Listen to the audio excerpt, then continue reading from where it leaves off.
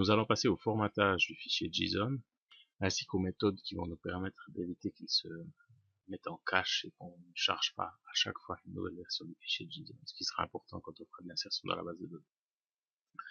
Alors, première étape, le formatage du fichier JSON. Le fichier JSON doit avoir un header qui dit que c'est du JSON. Donc on va commencer notre page non plus par une balise prêt, mais par une balise PHP suivie du header contented application JSON. On va plus pouvoir afficher notre printer $post parce que c'est pas du format JSON correct. On va simplement, dans un premier temps, faire un echo de JSON en code de $post. Cette méthode va récupérer notre post, ici variable, et l'afficher au format JSON. C'est ce qui est censé créer un fichier JSON, un tableau à ce format.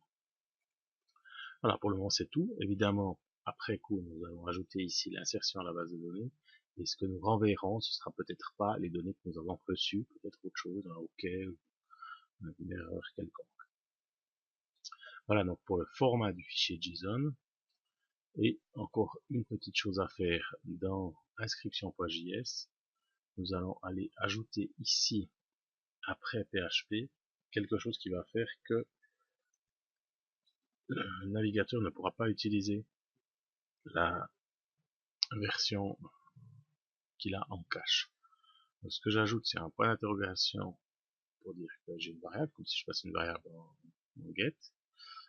La variable, c'est un underscore, histoire qu'elle soit très courte, égale. Et puis là, je lui passe date.no,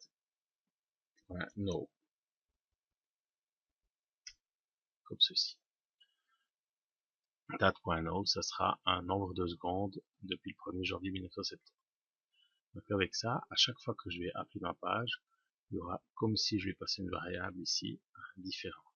Cette variable, j'en ai pas besoin, c'est juste pour éviter que ça parte, que ça utilise le cache.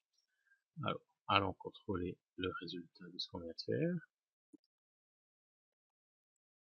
En mode console, j'ai cliqué un peu tard, je reclique sur inscrire, et voilà. Mon inscription JSON.php avec sa variable ici. Si je reclique une deuxième fois, vous allez voir que la variable a changé, donc impossible pour le navigateur d'utiliser la version en cache. Et puis au niveau du résultat, vous voyez que maintenant on a une réponse qui est formatée comme ceci. Accolade, ensuite non pair entre guillemets, deux points, le contenu de non pair, toujours entre guillemets, etc., etc. Vous pouvez le voir en preview, de manière un peu plus détaillée, ou en mode réponse, vous avez vraiment la réponse JSON. Donc le résultat des JSON en code, c'est vraiment ça. Et c'est ça qu'un fichier JSON doit renvoyer. Voilà, c'est terminé pour cette petite partie sur le formatage du fichier JSON, qui conclut aussi notre leçon sur les formulaires avec PHP, jQuery et un peu de JSON. Maintenant, on va s'attaquer aux classes objets pour pouvoir insérer cette inscription dans la base de données.